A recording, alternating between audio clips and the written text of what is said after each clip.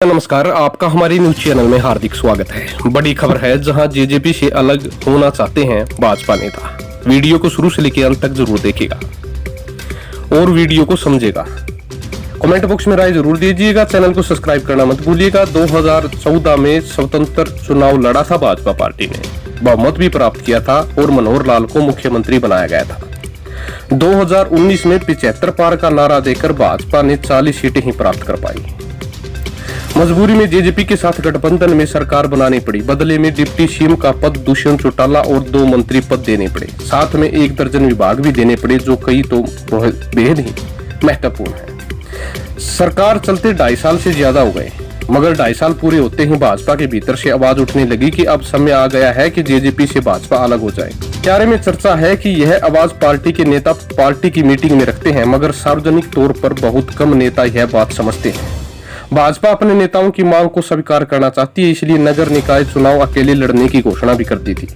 बाद में जेजेपी को साथ रखना पड़ा। इसमें गलियारे में चर्चा छिड़ी कि भले ही प्रादेशिक इकाई में मजबूरीवश नगर निकाय चुनाव में समझौता कर लिया हो, मगर आगे विधानसभा और लोकसभा चुनाव में शायद ही जेजेपी के साथ गठबंधन में भाजपा चुनाव लड़े।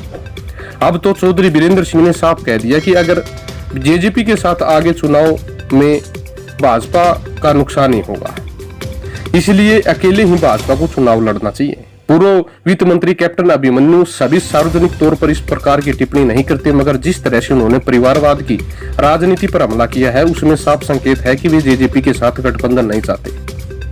उन्होंने साफ कहा है कि परिवारवाद की राजनीति हरियाणा समेत पूरे देश से समाप्त हो रही है। झूठे वादे कर जनता से वोट मांगने वालों को जनता कभी माफ नहीं करती। गलियारे में चर्चा भी है कि जेजेपी नेताओं के पास जो विभाग है, उनमें भाजपा नेता कोई हस्तक्षेप नहीं करते, जबकि ये महत्वपूर्ण विभाग है।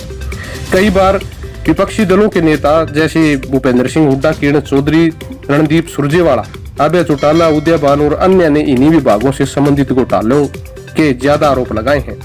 इसलिए भाजपा नेताओं का एक धड़ा चाहता है कि भाजपा अपना रास्ता अभी से अलग पकड़ ले।